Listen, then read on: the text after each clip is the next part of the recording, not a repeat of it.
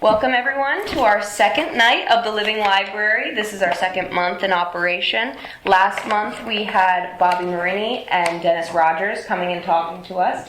We got some really great feedback from everybody. And as of 6 o'clock today, our recording from last month, which is an audio recording only, we don't have the video.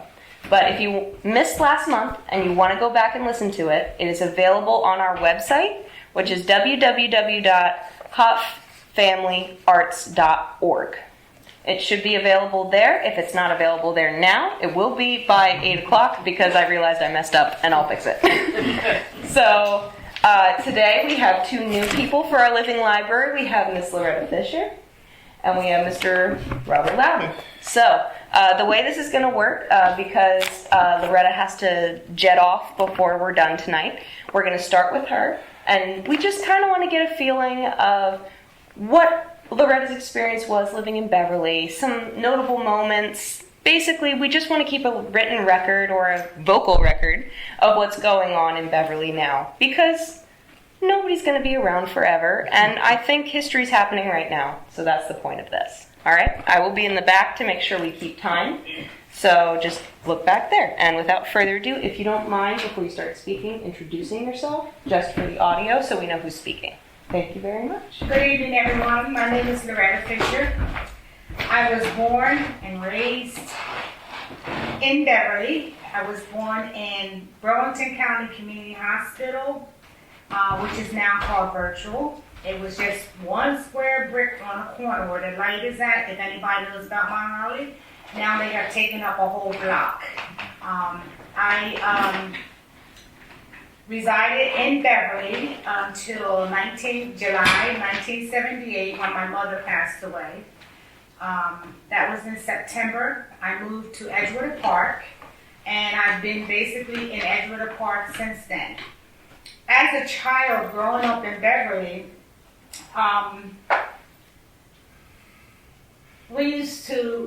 of Edgewater Park basically was called South Beverly.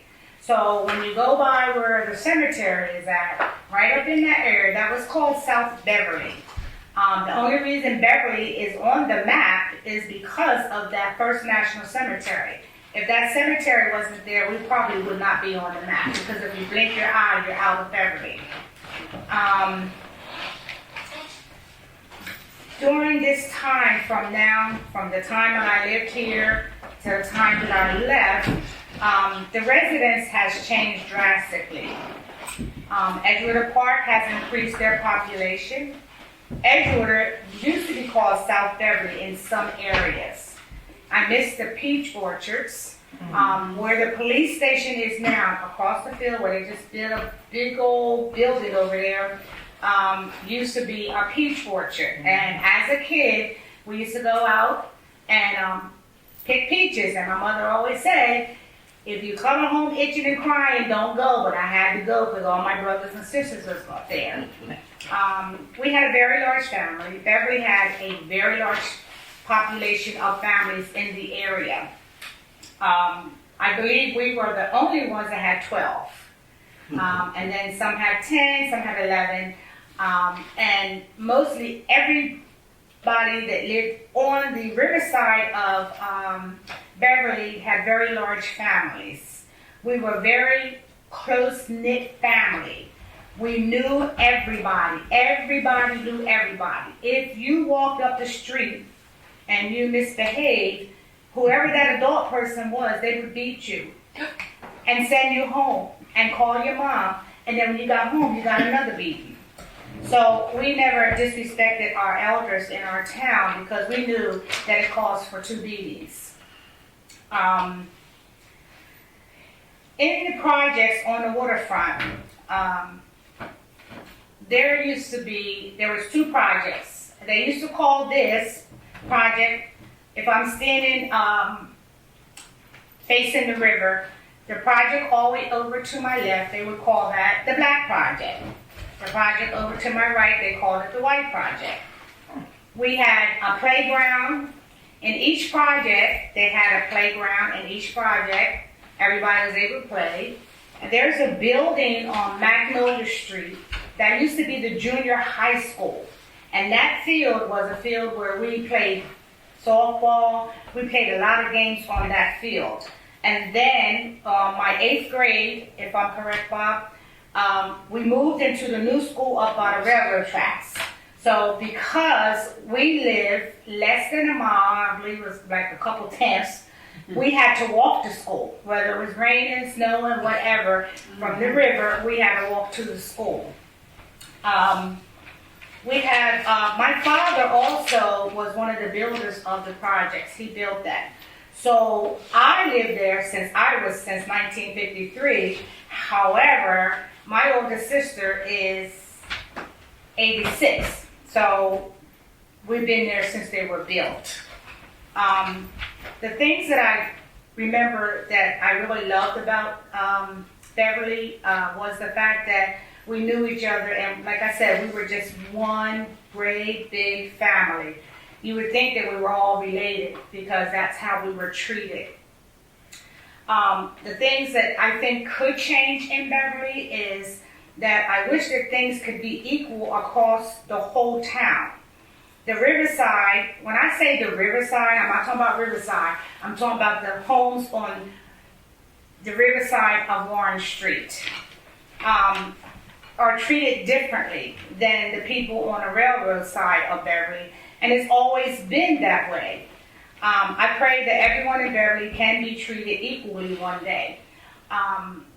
They have things that have changed basically is they have taken out all the playgrounds in that area. There's nowhere for the kids to go. I actually currently belong to what we call Beverly Heritage Club. And what we're doing is we're trying to bring the community together so that we're all equal. We've been forming this committee for the last 4 years, and it's called the Beverly Heritage Committee. So we usually have a function the Saturday after Labor Day at the riverfront, and we go out and we try to get donations and stuff, and Mr. Hoff has been very industrious in helping us, and we try to, what we do is we feed everybody, and we usually try to have live entertainment or some type of entertainment for adults as well as the children. The event in my life that left and a significant impact was where we were a night-knit community, and everybody knew everybody. I felt like our community was all family. What mainly happened where it says that I said that the area has changed drastically, there was a time that the projects, because that's where I lived, the projects was ran by the government. And then something happened, I'm not sure because I had left, but then it stopped being ran by the government. And so what they used to do was, if you lived in the town for a certain length of time, and if there was a vacancy, then the person that lived in Beverly had the option to get that place first. Once it changed hands some kind of way, anybody could live in there. So they were coming in from Philadelphia, they're coming in from New York, they're coming in from all over. So right now, Beverly is an unknown community to me, where I would come back home after I moved down 78, I still knew everybody. Now I ride through and I don't know nobody. So some of the children that I see, I have stopped and talked to them and, asked them who they were, and then I find out that they're a relative of somebody else that used to live in Beverly, one of the bigger families of the original people. Okay. My advice that I would give to the youth of today in Beverly is take an elder's advice and not to be disrespectful, because they are trying to help you for your future endeavors. Continue your education and focus on your future, as they will be our future leaders. So, in summary, I still love Beverly. Beverly's my home. And as you can see, or as you can hear, I haven't moved far from Beverly. I used to attend this library.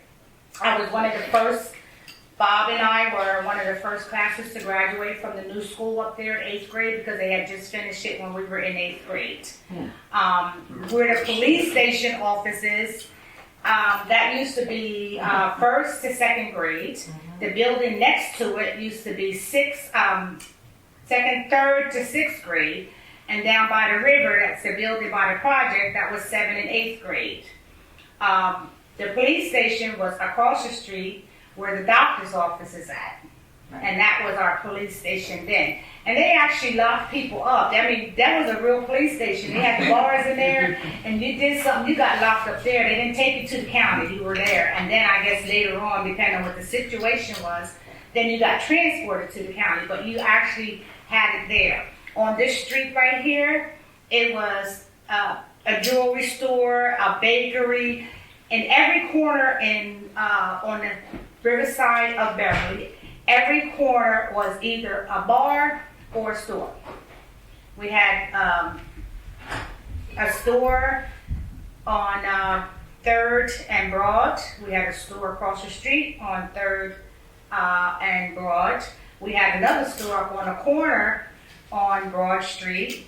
And then you come across and there was a little store down here. I just seen today that they're building a house there. That was a store, and then it turned into a bar. So everything basically around here has just really drastically changed. So we're basically coming in trying to recruit the young people so that we can have a better community again. And that's my story with Beverly. I can go on and on and on, but I was told my time is up. You said you walked to school. Yes, we had to walk to school. What did you do for lunch? We basically had to run home You ran and home, have you lunch walked and then home, run back to ate school. lunch and Rain ran and home. all, because they didn't have, there was no such thing as a cafeteria or something in the school for us to have lunch. So we had to run home. In the rain. Yep.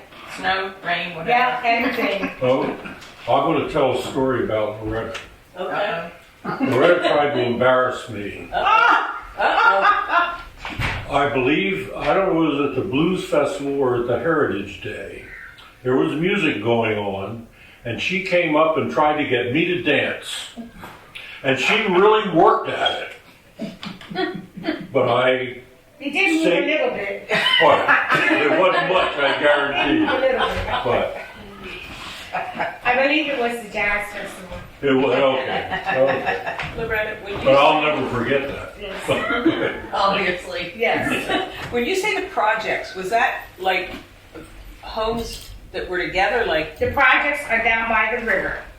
are they still there now? Oh, yeah. They're there. They're still So they're two not separate- single homes? No. Oh, okay. It's a project. I don't know, because It's like you might have maybe 10 to a row, Okay. okay? And they have 1 bedrooms, they have 2 bedrooms, and they have 3 bedrooms. Just like the building behind you. Wow. Yeah. And you had a 4-bedroom house? No, 3. 3 was the max. We had double bunk beds in the room. Holy moly. So in the girls, it might have been 3 double bunk beds. In the boys' room, it was 2 double bunk beds or whatever. Yeah, the Beverly Housing Authority is still there. There are 71 apartments in, I don't know how many buildings, 8 or 9 buildings. Go down Broad Street and you'll see You'll most of see, and them. that's one set. Then if you go down a little further, there's another set. Yeah. There's 2 sets. Wow. Loretta, thank you. Do you remember when we went into the new school? Yes. I was at Magnolia Street School. We had to carry all our books. Do you Right. remember that? Right. We walked from Magnolia Street to Bentley Avenue. Right, and I walked from the Book we river. had. No, to take it from the school to the other school, from one school to the other. Right. The man came and took the desk, but we had to carry every book. Yeah.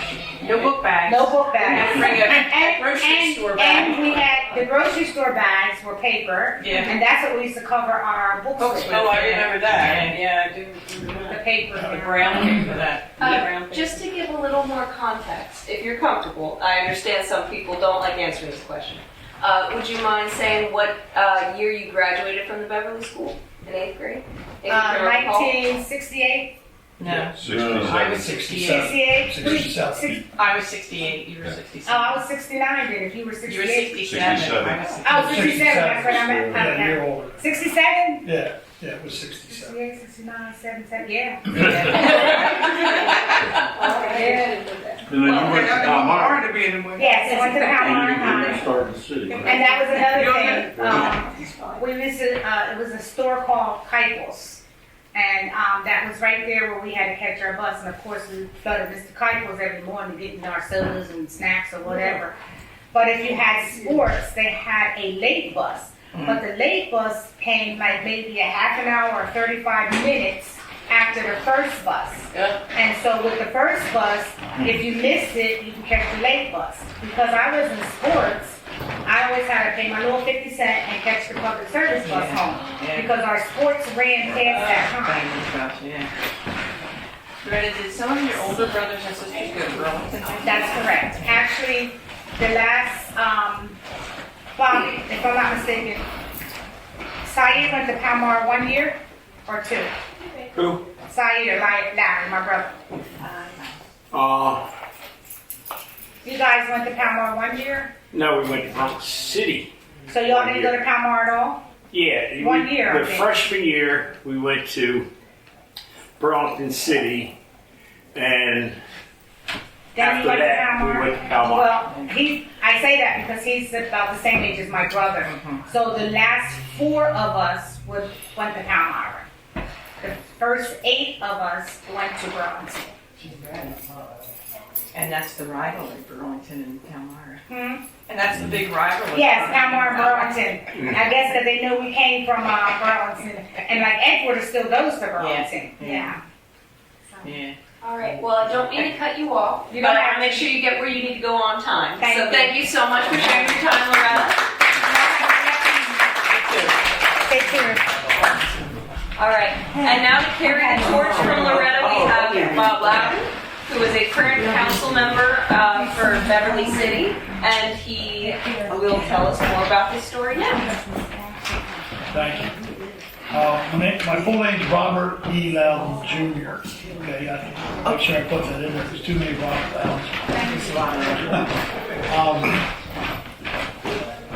So Loretta and I went through school almost all the way through, and she hit on a lot of different things that bring back a lot of memories. The one memory I have, when we moved the books from the school on down by the river to the new school, me and Joanne Matuska took a different route. We had a cigarette. We thought that was, we're having a cigarette during school. You know, they told us which way to go. Well, we know Beverly, we're walking a different way. I just brought that in my mind. Oh my God. Don't spread that. And Mrs. Daniels getting after you about that? Oh, man. That's all right. Your mother smoked on her class trip, my mom told me. I'm sure she did.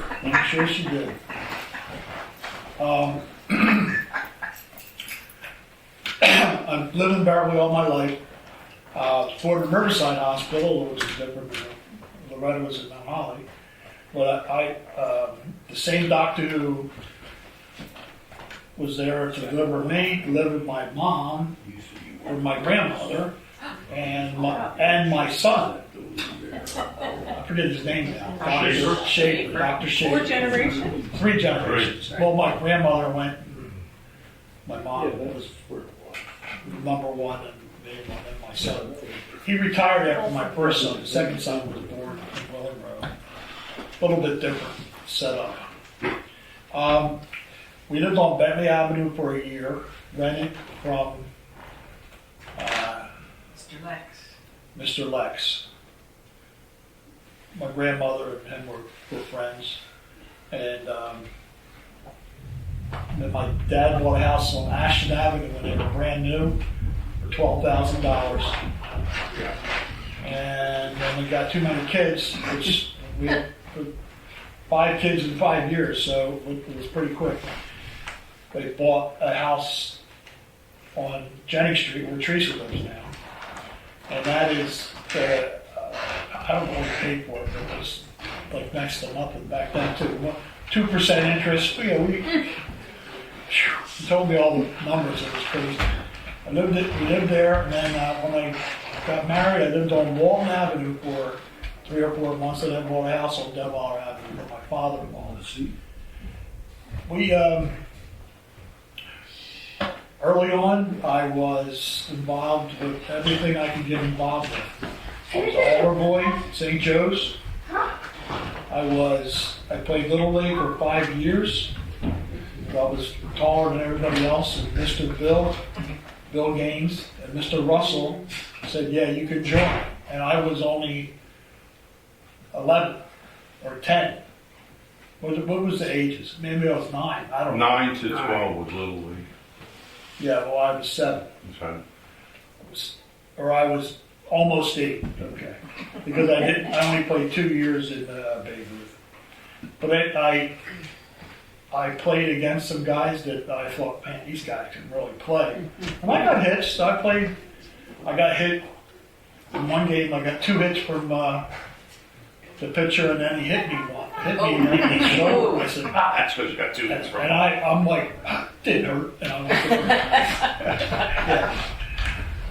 yeah. Kenny, what was his name? Oh man, I can't think today. Kenny Horton. He was a good player. Yeah, he was good. But Mr. Bill was my coach. He taught us about life there. He told me one time, he goes, you're good. You got to go out for whatever you want to. You'll beat somebody and you'll make it. I said, okay, Mr. Bill. At the same time, I was an altar boy, and Father Dubell's doing the same thing. You know, these people were helping us grow up. And teachers, we had great teachers. Mrs. Jeanette, she was the principal and our teacher, so we did a lot of writing from the dictionary. That was crazy. But Miss Kramer in 3rd grade, I went to St. Peter's for 3 years until they took the bus away. And my mom didn't want to drive Oh, me was back. that why? I didn't know why. Yeah, they took the bus away. We used to pick up the bus at Frank's. And it was a bunch of people got on the bus. It was George's then. But I didn't Yeah, go it was there. George's. I didn't go there. No, you didn't go there because they didn't want to. It cost some money. And, they couldn't afford it. $25. Yeah, so 3rd grade, I came back here to Beverly, and I knew everybody already, so it was not a big deal. And 4th grade was Mrs. Jeanette. And 5th grade was Mr. Zolby. Now, probably the most traumatic thing in our life happened that day. November 22nd. We're out playing kickball. And he's sitting there crying. And he goes, you got to go in the classroom. The president was shot. And he told us. I mean, you would think he didn't want to keep it from us, but he wanted to tell us why. And they didn't say he died. He didn't tell us he died. He just said he got shot. And this was the time when we were hiding under the desk. Yeah. So the Russians weren't going to bomb us, Bombs. and we would, outlive the atomic bomb. It was scary, very scary. We were off from school for 2 days, so we could watch everything. We saw Oswald get shot in the stomach by Ruby live on TV, and we all grew up. We all lost our innocence that day, that year. And we all grew up. 6th grade, we went down to the other school near Magnolia Street. I have a brick, Dennis, so I got to get to you from there. It's still sitting at my house. But we, 6th grade, and we moved around, we went from different teachers, and then 7th. And the end of 7th grade, then we moved over to the new school. And it was fun. Growing up in Beverly was, school-wise was good. Being an altar boy, I saw some bad things. I saw some good things. I hated doing funerals. I did a funeral for Gary Cooper. I don't know who knows Gary, but he was in our class and he drowned in a river trying to save. I forget the boy's name. Wow. I know, it comes to me every once in a while. It's not Abrams, is it? When I forget the name. weddings were good, because you got a little tip too, you know, you got a tip, you didn't have to do it right then. Yeah. But, first communions, you got to go to the little party afterwards. Father Murphy was a pain in the neck, but the rest of the priests were always good to us. Once I got in high school, we took the bus to high school 3 years, and I bought a new car when I was a senior, or between my junior and senior year, I bought a new car. When I was a sophomore, I got a job at McDonald's, and I worked there 50 years. Started out here, $1.65 an hour, working whatever hours I could. The second year, I was making got up to like $1.95 and $2.05. Do you remember how much a Big Mac was when you started working there? Yeah, 45 cents. God. And you were underage. And I was 15. It wasn't, the laws weren't the same. It was only for like a month I was 15, then I was 16. There was only one working paper, and it included 15 to 17. Now they're split, there's two of them. By the time I was between the junior and senior year, I was a night manager, running, working with 15 people sometimes, running the place. And then I went to college for 1 year, or a year and a half, let me put it that way. Did well in everything except for calculus, so I said, I'm going to go work at McDonald's. Went on I was full-time anyways, because I was working nights and weekends. But then I said, I want to work full-time manager. And started out making $240 a week, which was not that bad then. To me, it was a lot of money, because I never had a whole lot. I was always making money cutting grass or shoveling snow or paper routes or whatever. I always had money. But then I left school, did that, and then I went to Mount Holly McDonald's as a first assistant, made a little bit more. And then I went to Wrightstown, which was a busy, busy store. And I was first assistant there. And that's when I made more money. I made double there because of the commission we were paid than I made at Mount Holly. Everybody, the other managers were all jealous. But we grew the business, my buddy Bill and I.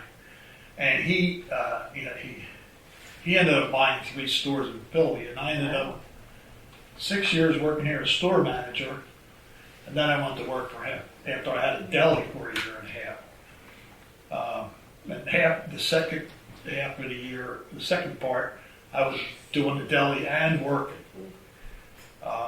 He was okay. He would let me work like only 4 days a week or 3, and I then took care of the deli. I had a few people that were doing okay. I never made a lot of money there, but it was just a lot of work. Your own business is a lot of work. Growing up here, the town changed, like she said, it changed drastically. It changed drastically 50 years before that. Looking at the Sanborn maps, you can see where all the concentration of places that you could go. There was like 5 candy shops that made candy.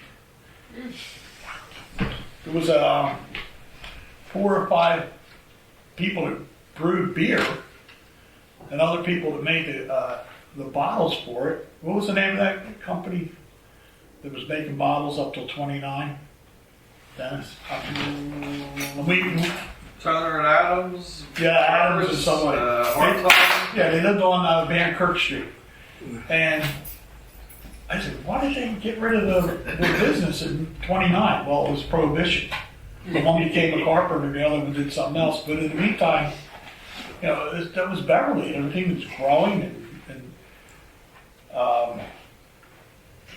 when I came here, you could buy anything you wanted here. Walking down the street with my grandmother, I call her Mimi. She goes, Bobby, remember this. You got to buy stuff here, or these people aren't going to be able to be in business. And I was 10 years old. We were out Christmas shopping, her and I. And I remember that. I mean, it's like yesterday. I remember her saying that. And she was so right. We went to Gregory's for stuff, but everything else was Right. in town. Sunday morning, you got donuts at Mrs. Hart's. I used to walk to the church. I always had the early mass, so I could, I delivered papers, we had the early mass, and I would walk down and I would stop at like 5 or 6 change machine, or not the telephone, and then he had 2. He had a milk machine and something else there. I used to always get some money out of it. Yeah. And one day I had enough to get chocolate milk, so I got a chocolate milk and took it home. And I was like, yeah, right. But you stopped at different places, said hi to different people. The guy selling the newspapers, Mr. Daly, he was there forever. And he knew what paper that people wanted. You stopped and you get one. My dad always wanted one, so I would take him home. But he had 2 jobs, so I didn't see him sometimes for church. Although he'd sit in the back and worked at Bonet, and he would go there. That was part of his route. Walk around Bonet and go to the church and walk back. But I would take the paper home for him if he told me he needed a paper. But we had everything here. 2 hardware stores that fixed anything you got. The Luncheonette, which made the best hamburgers, the best sodas, and fries. Right, Bobby? Yeah. We have a bowling alley. I didn't even think about that. Loretta's brother, Greg, threw the ball so hard. And I was picking up pins. Me and Daryl and Just about everybody. oh yeah, it was a whole bunch of people. There was 3 of us back there most of the time. George Tucker had his favorites. He's the guy that put them back there. And you got 9 cents a game. So if you had a full league, it was okay. You might end up with like $40 or $50 at the end of the week. Wow. Which wasn't bad for a kid that was jumping in there. You had to watch it flying setups. 1 pin up here and 2 back here. That 1 pin would flip that up and go right by your head. And Daryl got hit one. He was going, oh. I said, you okay? He goes, I don't know. I said, you seeing stars? He'd be singing back there all the time. So, we had it was amazing. It was amazing, growing up and all the different things you could do in this town. And the kids basically had more things to do. They had more adults wanting to take care of you. Dennis's father was a good coach. Bill Gaines. We had a basketball league for a couple summers. I played. Coach Huber used to come down and watch it. He told me, "You're pretty good. You're blocking out good." I couldn't shoot very good, but I could pass and I could. Bill Gaines put in the hoop over at Farnham Street School. I don't know. Kelsey probably doesn't remember, but everybody else does. He did it all by himself. That was his trade. He was a mason. So he goes, Bob, go get some water. I had a bucket. I filled it up in the hose at home. I lived right across the street. And he got to come back and he's mixing it and he's got the pole in there. He goes, okay, now hold that pole right there. I said, until it dries? Yeah, 2 days. So me and somebody else are holding it, and it's not moving. It had a quick dry for a minute. Okay, you guys can't play. Before you can't play today. I'll be back tomorrow and you can play. Yeah. I made sure when I heard a ball bounce, I go over, tell him, no. But I'm standing there holding it, and he goes, I gotta check to make sure this is 10 foot. He comes out with a pole that's already measured. You know, with a little platform, puts it on the ground, gets it, the rim right to it. He goes, and you only had to move a little bit. Okay, we got it. 10 feet. I said, oh, okay, good. And the next day after that, we could play, and there must have been, 20 kids there wanting to play. And then we always had a game going on. We were always out. My mom loved it. I was never home. Baseball, football, kick the can, boxy, we called it, running back and forth, all kinds of different ones. Growing up in Beverly was a lot of fun. It was a much simpler time than the way it is now. And the few people that are older than me that I've had that conversation with, they agree with me wholeheartedly. Some that were, like Father Dubell, I seen him and he goes, growing up back then was a lot simpler than things are now. We didn't have to worry about computers back then. We didn't have to worry about all the, I'm sure there was drugs around here, but we didn't worry about it. We didn't associate with it. And we played games all day, and we did our homework, and we enjoyed it. And in our family, we had 5, and then my sister was born 13 years after the last one, so it was 6 of us then. I moved out of the house like a year later, 2 years later, and my grandmother always lived with us, Mimi. Her name's Bessie Hatcher, and she never ratted us out. It was good. And everybody came and gave her candy for her birthday or then, and we always got some candy.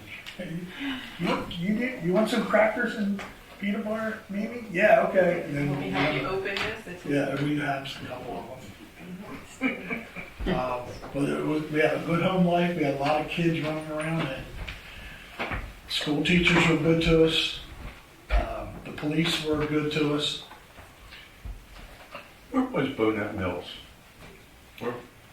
Where was it? Yeah. It's the trucking company that's down on Broad Street was where they had their trucks. And then across the street on Broad, the open field, Right. that's where they did all the, That's where it was, okay. they did all their manufacturing. And then Wall Rope was on Manor. Yeah, on the other side. On the other side of tracks. Across the tracks. Mhm. Across the Wall Road was across the tracks. Wall Road was across the tracks, yeah. It was between, Yeah, that's what it said.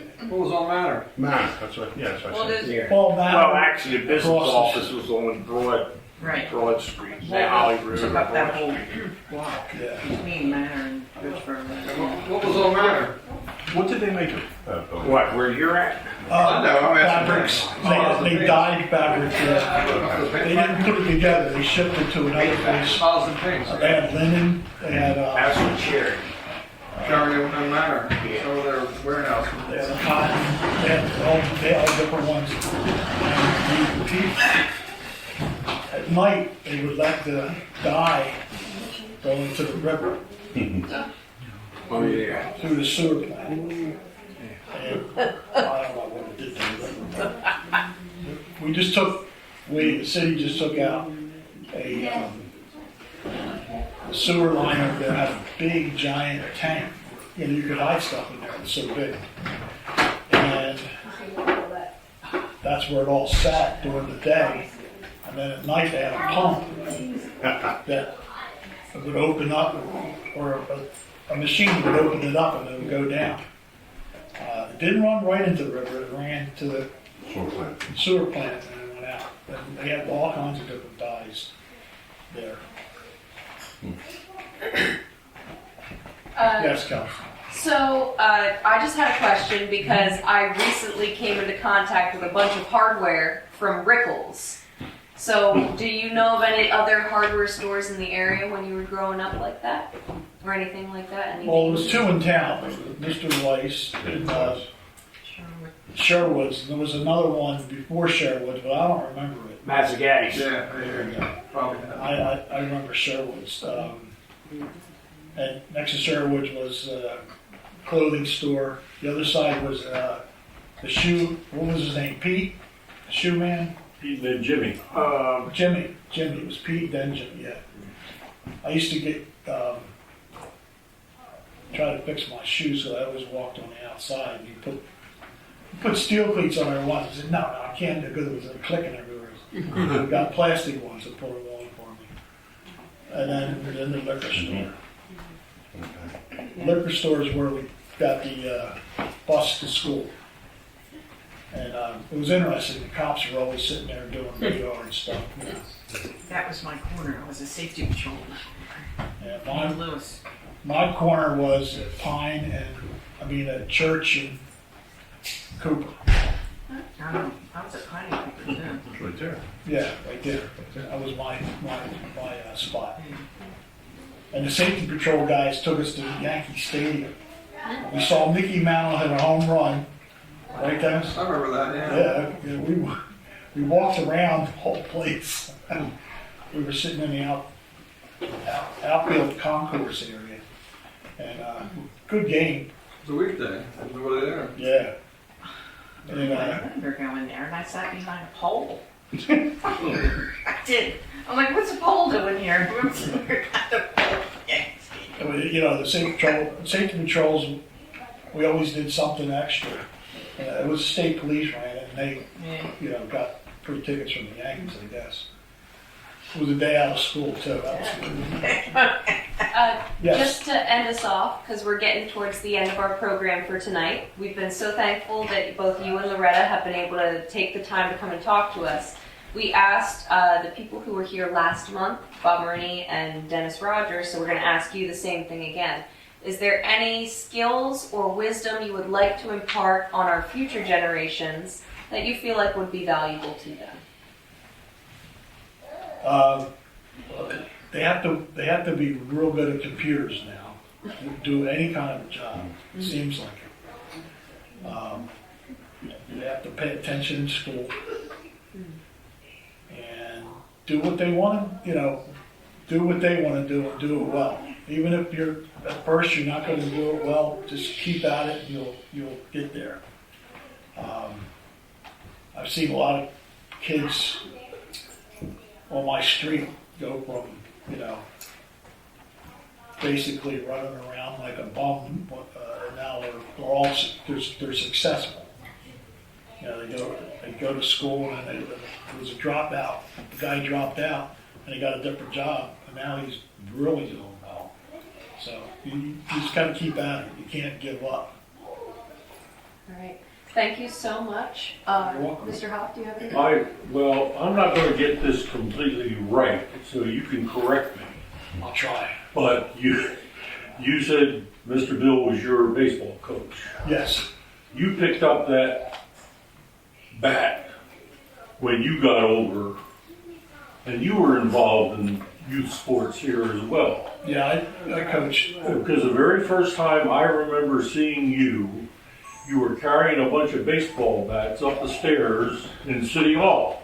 I didn't know who you were, but here's this guy carrying a bunch of baseball bats. What people also need to know, you have served this community for many, many years as a councilman, as mayor, and again as councilman on various committees and so on and so forth. And we appreciate everything that you said, but people need to know what you have brought to this I was not going community to as bring that well. up. I know that's. You have to bring it up. We're putting this out there forever. It's over 35 years. 35 years. Bob, if you can do it, it ain't bragging. Frank Costello asked me, along with John Sheldon. I was the grand knight of the Knights of Columbus. And they said, we're looking for somebody to be on council. Somebody would leave. I guess I took Joe Kutri's place. But there was 9 councilmen. So Mr. Bill was a councilman also, and Mr. Hall. I looked up to them too a lot. I sat next to Mr. Hall all the time. And we had some interesting conversations about different things and different people. But he taught me a lot. Mr. Bill was quiet, but when he spoke, you had to listen to him because he didn't say anything unless he really meant it, was going to represent it. And he tried to get the youth baseball going again. And people came in bad mouthing all of this, and I took a lot of the blame because I told him, oh, you have to do it, you have to do it. He goes, no, you guys got to do it. I said, no, we're not going to do it. We can't do it. We're going to have the money available, we're going to do this, that. 2 people really called me bad names that night. And I was so mad. And Mr. Bill's sitting over there almost crying. I'm like, see him? He did it for 3 years trying to get people to come down. That's when my 2 boys went down to go to Riverside to play baseball. Mm-hmm. And Mr. Bill was upset because the kids didn't want to play. Well, they got it going again, and then I coached some Pee Wee, my wife did, and me. And then when you saw me, I was coaching softball. It's a good story. Well, I went to the council meeting. I was a little late because it went into extra innings. We were playing Florence, and we were down 7-4 or 7-3. And in the bottom of the 7th inning, got the bases loaded. My daughter hit a triple, and I was ready. I'm coaching third, and we were down by 3 runs. And I said, do I want to send her in? There's no outs. And I said, no, I better stop it because the ball was coming in. I said, stop. The next 3 girls hit the ball so hard, right at people. Bang, bang, bang, and it was tied. They had already put their bats away. This is Florence now. They put their bats away, and Nelson Lee, he was coaching also. He goes, wow, they put their bats away. I said, oh, good, they got to get him in, huh? We heard them all, right. And we lost, but it was just them having to take their bats out again. And that's, was it a packed room that night? You saw me?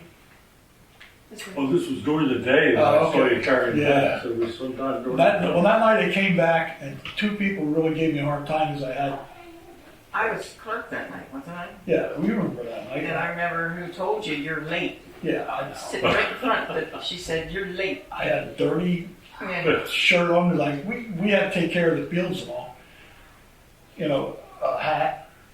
I took my hat off, my hair's all over the place. You shouldn't be here like that. Well, Ned set her straight. Ned Heron was in charge of it. He was the council president.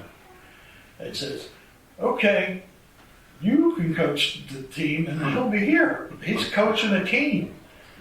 We have to have coaches. And that was, she got put in her place. Well, thank you so much for your time, Mr. Lowden. You're welcome. Everyone for showing up. Yes, thank you guys so much for showing up. This was the end of our 2nd Living Library of part of the series. Next month, we will be having 2 new people come in to talk about their experience in Beverly. Mr. Hoff, would you like to say who those 2 people are? We have 2 World War II vets that will be here. One is Ralph Ulysses, who grew up in town but now lives in Edgeworth Park. And the second is Vincent Burns, who I'm not sure what his connection to Beverly is, but he was in World War II. At the end, he currently lives in Willingboro, but he was active for years in finding where veterans were buried in private cemeteries. Wow. He did that, I think, through the county. But they will both be here on the Friday before Memorial Day weekend. And that is why we organized it the way it is. We'll have 2 veterans coming to talk to us the weekend before Memorial Day. So if you'd like to learn a bit more about their lives, please join us right here. Same time, 6:30, same place, right here at the Beverly Free Library. Thank you guys so much for coming out. Thank you. So, Remember Ralph saying, Good memories. Oh, yeah. Oh, yeah. That's wonderful. Well, I took pieces of this, that's